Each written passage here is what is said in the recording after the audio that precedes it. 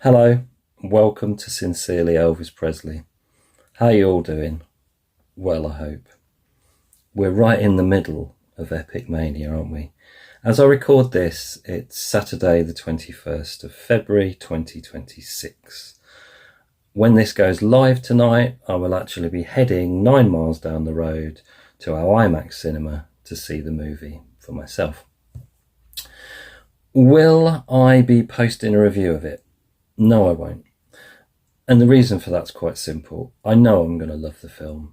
Everything I've seen about it, everything I've read about it, every review I've seen of people that have seen it already tells me I'm going to absolutely love this film. So I don't really see any point on coming on here tomorrow or whenever and saying to you that I love it, because I just know that that's exactly what the case is going to be. So I won't be doing that. You can take it for granted that that will be the case. If you want to see a really, really heartfelt, great review of the movie, go over to my good buddy David's Elvis World channel and look at his review, because he does a fantastic one. I think really, for me, all I need to know about the film was summed up with this quote from the Hollywood Reporter, who said, "It's a transcendent theatrical experience, an exhilarating party, a giddying visual and sonic blitz that will be an elixir to the Elvis faithful and an unparalleled primer for those who have never grasped what all the hysteria was about. The acronym that serves as the title is not all hyperbolic. See the film on the biggest screen with the loudest multi-dimensional sound system possible and believe." I could never say it any better than that. And that really, I think, all of you will have experienced. That's the general tone of all the reviews coming out from this movie. It should be an absolute guaranteed smash hit. My only reservation for it not probably reaching all the people it should do is that good old Baz Luhrmann, I mean, he's been out on every TV show conceivable. He's been around country to country, attending premieres. While he's there, he's been appearing on shows. He couldn't have done more to promote the film. But I'm not entirely sure the cinemas have got on board in the way they should. I'm hearing lots and lots of tales of people going along and seeing no promotion whatsoever in the cinema theatre that they go into. Half full theatres. I mean, the showing that we're going to tonight, the last time I looked, 16 seats have been booked. Or was it 18? I think it might have been 18. Yeah, it was 18. But even so, 2 of those are us. So yeah, 16 others. It's a shame because, you end up with a situation where we can big it up and we can promote it all that we possibly can. But a channel like this and a channel like all the other Elvis YouTube channels out there is by and large going to be watched by people that know how great Elvis is. So we're kind of preaching to the converted, and someone like myself, I don't have the capacity to get out there and hammer home the message to those who don't get it. I just don't. They're probably not going to watch this channel. So I think I hope that it proves not to be the case. And I think there was some quote somewhere about word will spread and people will come, a bit like Field of Dreams. And I hope that's the case. I genuinely hope that's the case, because, I haven't seen the film yet, but everything I've heard says that it deserves to be seen by the absolute widest audience possible who will believe. So fingers crossed that it gains traction outside of the core Elvis community, because it deserves that kind of platform, really. One other thing I would say is, for those of you that have been lucky enough this week to go and see it on an IMAX screen, everyone I've heard reports of say it's an absolutely dazzling experience. The quality of how they've cleaned up the images is phenomenal. But the thing is, I think everyone that's been to see it, by and large, is going to want the product, and it's going to come out. Let's face it, it's going to come out on physical product. There's already rumours. I think one Australian site listed it in advance and by mistake or whatever. But the thing is, if you've gone to an IMAX cinema and you've seen it in pristine, beautiful 4K glory, if you haven't got a 1080, at least a 1080p TV with a Blu-ray player, or ideally a 4K TV with a 4K Blu-ray player, you're going to not see it how it should be. Because if you look at that film on low resolution, crappy DVD, you're going to lose a lot of the experience. So I think if you haven't got one of those, you probably need to go and invest in one. I mean, sell a kidney, sell your grandma, do whatever it takes, but you need to see it at least in Blu-ray when it comes out, but on the biggest TV you can put it on. But I think you really need to see it in 4K. Anyway, enough digression. This is EPiC related, as you'll have seen from the thumbnail. Now, I was hoping to do this yesterday, but Amazon were a bit slow and they didn't get to me until quite late in the evening, so I wasn't able to do it. There's a bit of glare coming through today. There's this strange orange ball up in the sky, which we haven't seen in the UK much at all for things like months. And if it goes the way it normally goes, it will be gone in about an hour and it'll be back to grey and miserable. But make the most of it, I guess. But yeah, it is giving me a bit of a glare, and it's probably going to glare horribly on this. So the EPiC soundtrack. CD was released yesterday. I believe it's already making early dents into charts. Not that I think anyone really cares about charts in the way they did before, but it's nice to see Elvis up there. But here we have the soundtrack CD. Now, we're not getting the vinyl until April. I'm not sure why that is, but no, we're not getting the vinyl till April. But I thought I'd do an unboxing, and I thought I'd do give you my thoughts on it as well, because I have listened to it quite extensively yesterday on streaming. All right, not quite the same as listening to it in uncompressed sound on CD, but I have given it a listen, so I can sort of offer some kind of comment, I guess. So, includes new mixes and fresh remixes of iconic Elvis performances featured in the film. There's the hype on the front. There's the great cover. And there's the rear, but that's going to be horrible glare, so we'll get it out of its packaging, and I'll try and sort of preserve the hype so I can stick it on later. Let me know what you do.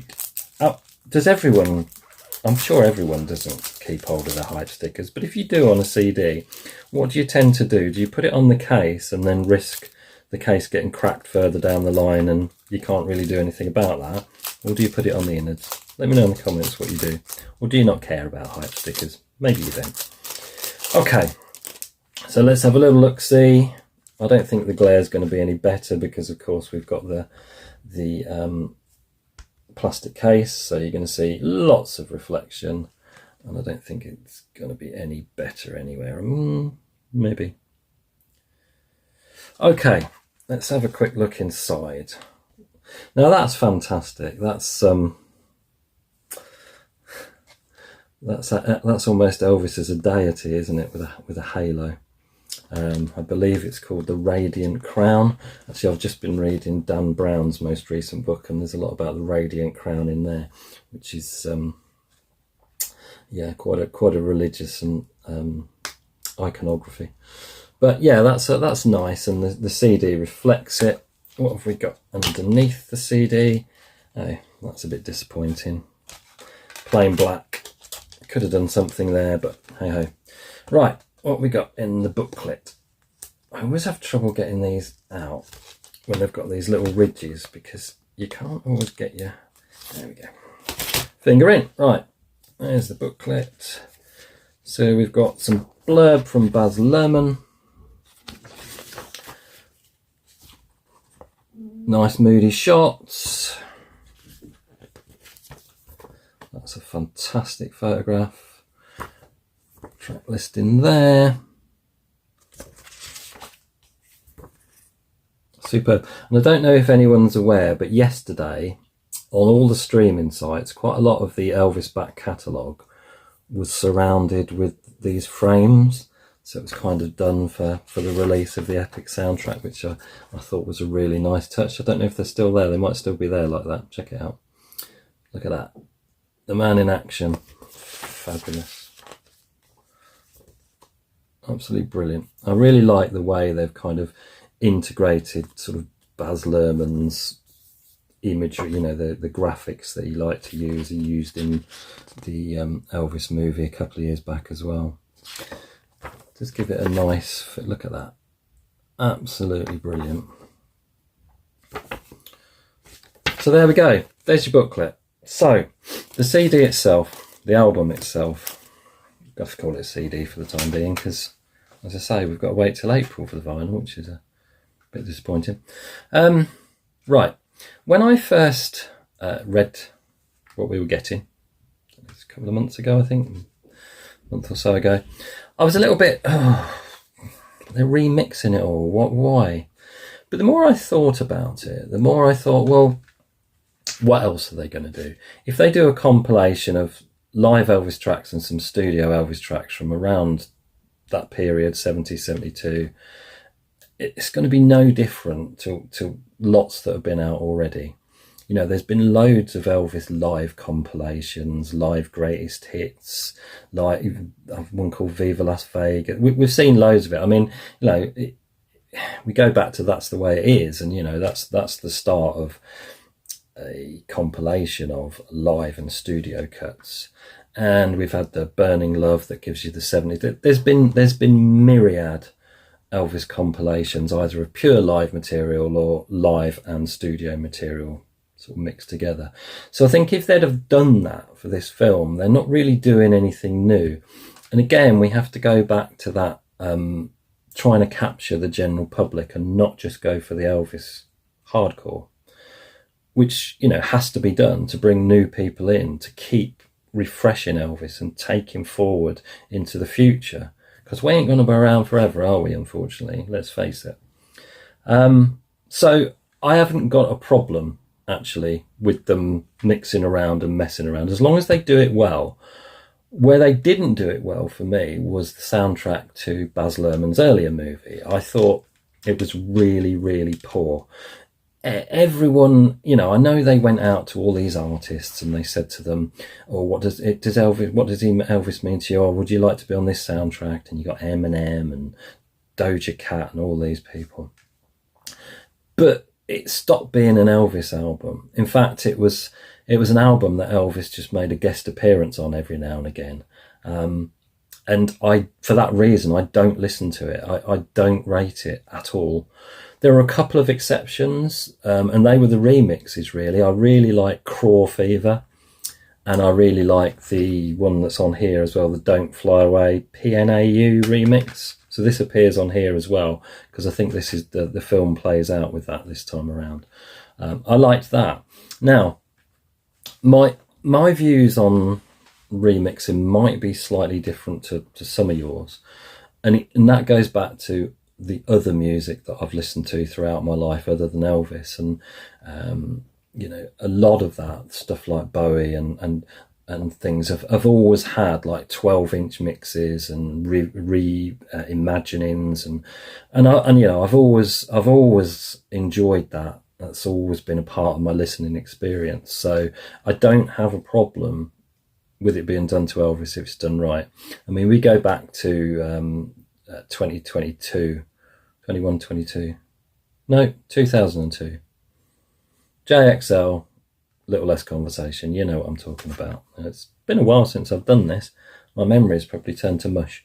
But yeah, I mean, if it's done well, it works. Now, the thing I think is that you could only really do it with Elvis, and it speaks about Elvis.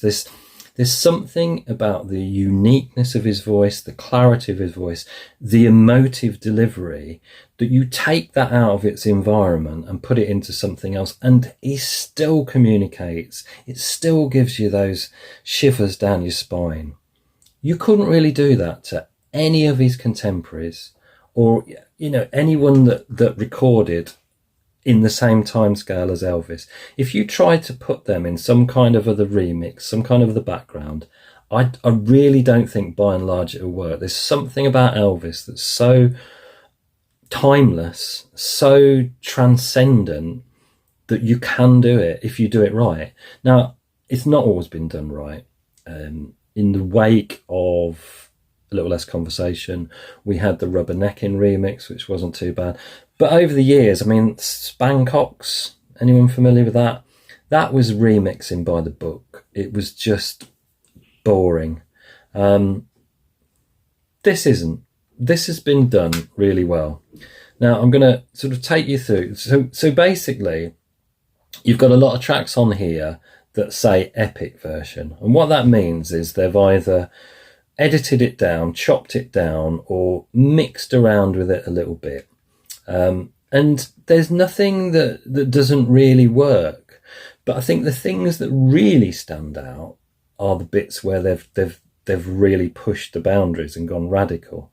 So you start with Can't Help Falling in Love, and that sort of provides a similar intro to the way Suspicious Minds did with Baz's previous film. So it's just a real snippet, sort of a cappella, everything stripped down, just Elvis's voice, haunting, leading you in. Then you get Also Sprach Zarathustra and American Trilogy. Now that's with the Royal Philharmonic, and it's the build up, and then it's a bit of the end of American Trilogy. And again, it's just really a scene setter. Perfectly functional. Then we get a run of That's All Right and Tiger Man. Now they are edited down, they are messed around a little bit with, but you know, they're still perfectly fine and they work really well. Where we get something radical comes in on track 5, Wearing That Nightlife Look. Now that is the precursor, which came out a while back, been released on streaming, the sort of lead-off single, if you like.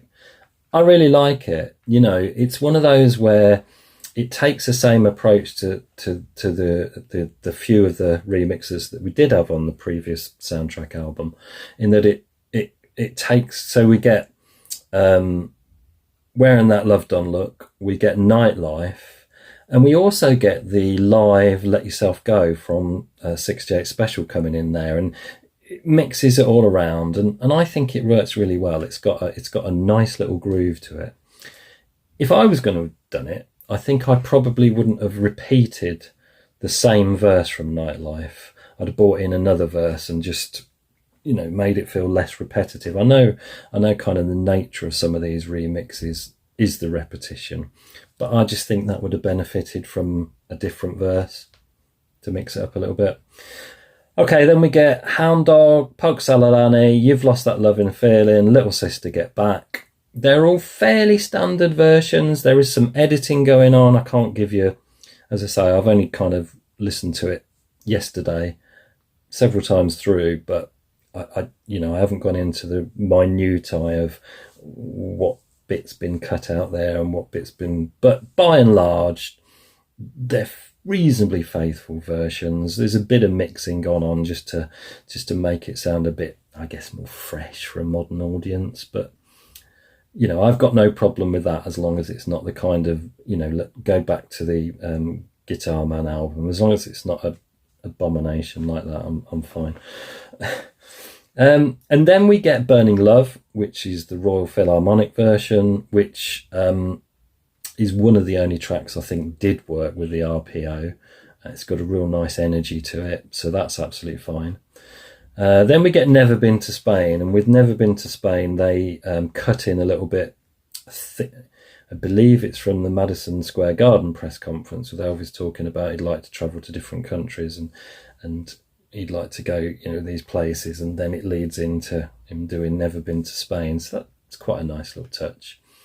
Love Me is really radical. They strip out pretty much most of the backing, and Elvis's voice is in the forefront. You hear some audience applause coming in almost as like an instrument itself, but it really does highlight the purity and beauty of Elvis's voice.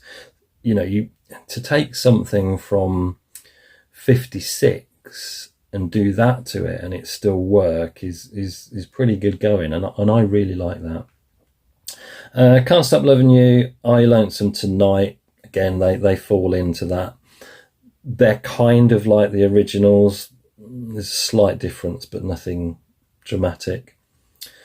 Then Always on My Mind, again they put this kind of haunting music behind it, and bring Elvis just almost, it's not a cappella because you have got a kind of I don't know how to describe it. It's atmospheric in the background. Really, really good. Really good. How Great Thou Art, fairly standardish. Oh Happy Day, we've heard that release before. That was like, it was the second single release, if you like, that was made available to streaming. Brilliant to hear that in such great quality. Really like it. I know they didn't have all the instrumentation, so what they've done to replace it is very good. I guess the bit at the end where he starts singing, they fade in the bit about him talking about gospel music. I might have left that out. I might have made this just him doing "Oh Happy Day," and this is the first time you've heard it as a really clear version of it. I probably wouldn't have put that speech bit at the end. But Big Hunk of Love, fairly standardish. Bridge Over Troubled Water. Now I think this is a 72 recording. If I was going to do this album, I'd have used a 70 recording. I just think his versions of Bridge in live in 70 were as good as he ever got with them. There was just more power and emotion in his voice, I think. In the Ghetto. Now what they've done with the Ghetto, in the Ghetto, is again they've stripped out the backing and given you this atmosphere, but then they've brought the voices, the backup singers, almost like a choir behind him on bits. I've cried twice at this already. It really got me. It's oh, and also they splice in the speech, the Hank Williams, "So Help Your Brother Along the Way," the bit that the poem that he used to introduce "Walk a Mile in My Shoes." They've spliced that into it because it kind of works with the theme of "In the Ghetto, you never walked in that man's shoes. The same God that made you made these men with broken hearts." Yeah, wow, fantastic. And then that leads into "Walk a Mile in My Shoes." So brilliant. Suspicious Minds, fairly straightforward, but a great version.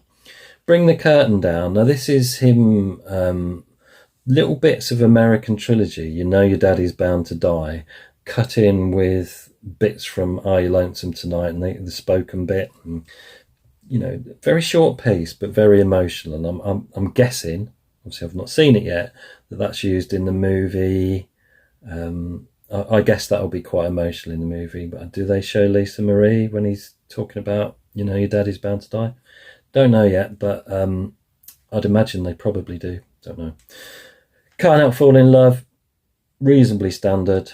Did we need Bono prattling on with his rather rubbish poem about Elvis, American David? Probably not, but it's so short, it's nothing to get annoyed about. But yeah, did we need a guest appearance from Bono?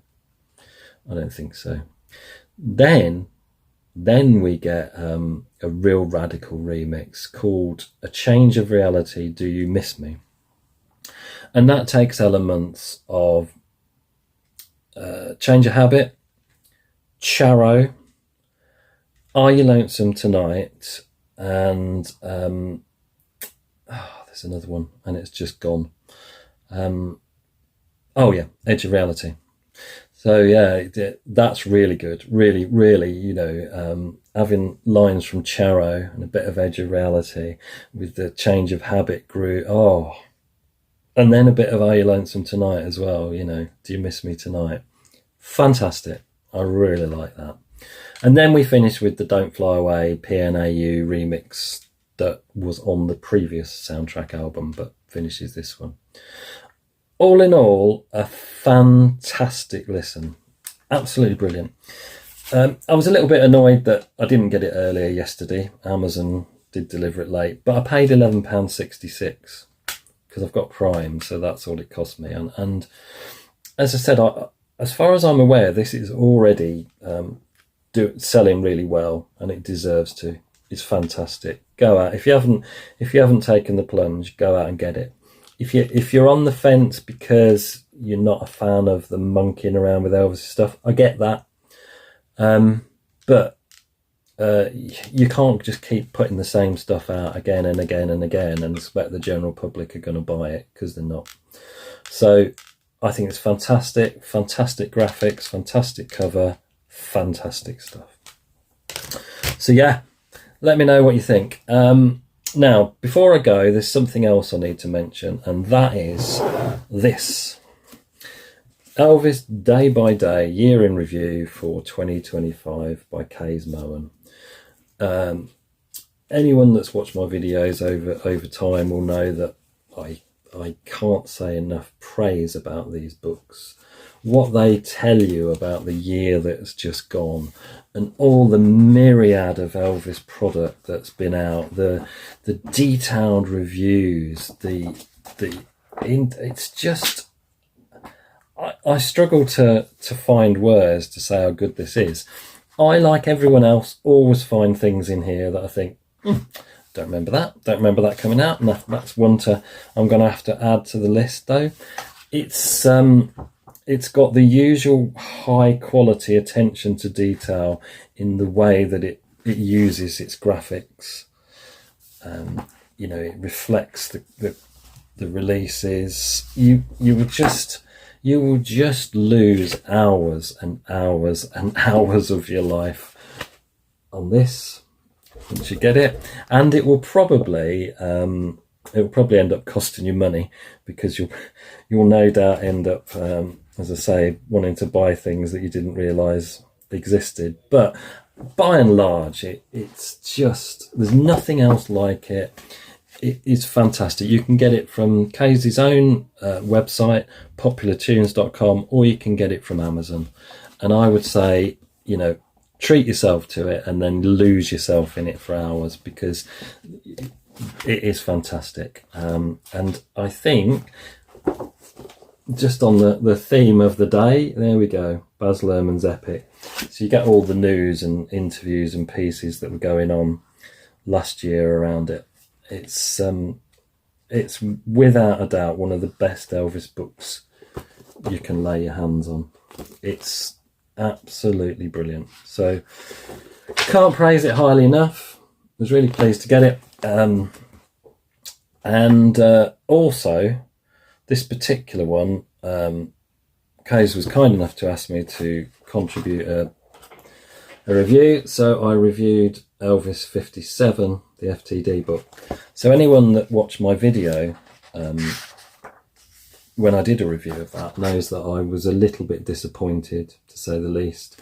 And my review of it in here is equally reflective of that. I still think it's one of the most underwhelming by the numbers books that FTD have released. But this isn't.